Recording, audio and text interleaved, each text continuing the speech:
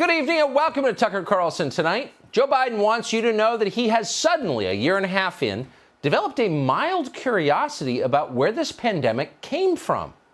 It turns out the virus probably didn't originate in Omaha. More than that, Joe Biden can't say. But he's put some of his top sleuths on it, the super spies in the so-called intel community, and they have promised to report back at some point. As of today, 2/3 of Joe Biden's spies believe the virus jumped naturally to human beings from an infected animal, as viruses so often do as you peruse the pangolin aisle in your local wet market. The spies who believe that are the ones who have never spoken to a working virologist and don't have internet access. But the other third, Joe Biden told us today, quote, lean more toward the theory that COVID escaped from a nearby government lab in Wuhan that happened to be conducting dangerous experiments on nearly identical bat coronaviruses at the same time. That's a minority of spies who believe that, but they're open to the possibility. Who knows, really? Either way, Joe Biden explained, we're going to get some answers, or at least more questions, possibly several months from now. So rest assured, the White House is on it. And to be honest, we doubted that. Just hours before Joe Biden's announcement, we learned that the White House had shut down a large, ongoing, and legitimate federal investigation into the origins of this pandemic. That investigation had been going on for months.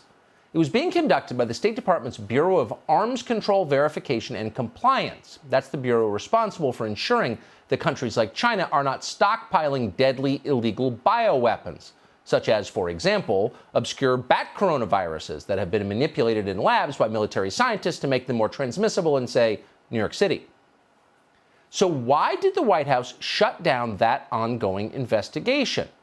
Well, at a hearing today, senior officials at the National Institutes of Health, that would include Dr. Tony Fauci, said they had no idea why the White House shut it down. They said they first heard about it on the news. And that seemed odd, given that the NIH does employ the nation's foremost experts on infectious diseases. And of course, they're closely linked to the story. It was NIH, was your tax dollars actually, but funneled through NIH, that funded some of the grotesque and dangerous research at the now infamous Wuhan Institute of Technology that may have caused the destruction of the West. So today, Senator John Kennedy of Louisiana asked all of these questions. Here's how it went.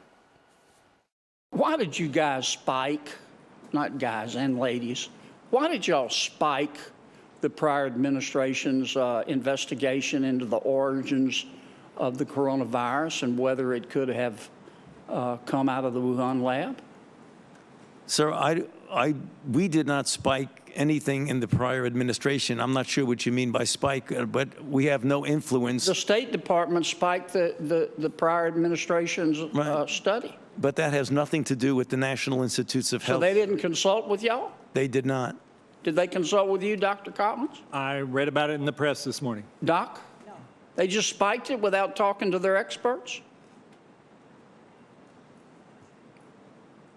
You don't want to answer that one, do you?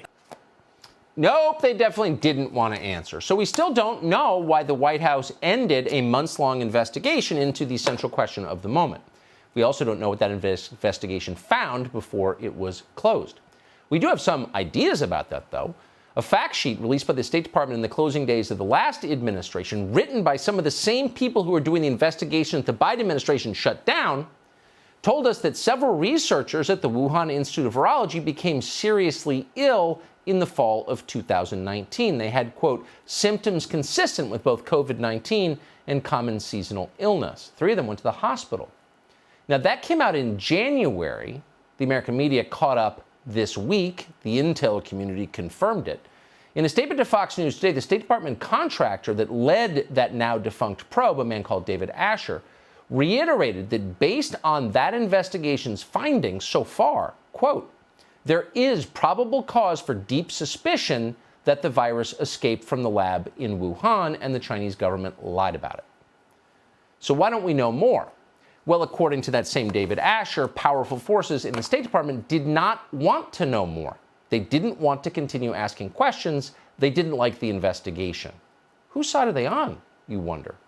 And David Asher clearly is wondering the same thing. Quote, some of our colleagues were deliberately playing down possible links to China's biological weapons program, end quote.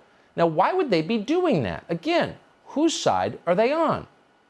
This was all very troubling to David Asher, who's spent a lot of time looking into this, given that countries like China, quote, openly aim to incorporate synthetic biology into the future of warfare, apparently with our naive material and scientific assistance. End quote. Now, that's a reference, of course, to the money that flowed from the U.S. government through NIH to the Wuhan lab to do research that may have been connected to this pandemic. David Asher named a man called Chris Ford, that's the former acting undersecretary for arms control at the State Department, as someone who, quote, didn't want to delve into the potential of an accidental lab release, let alone one related to a possible classified Chinese military program in violation of arms conventions. Now, why would an official in the U.S. government not want to know more about an adversary, a foreign adversary, violating international law and imperiling the lives of millions? That's a great question.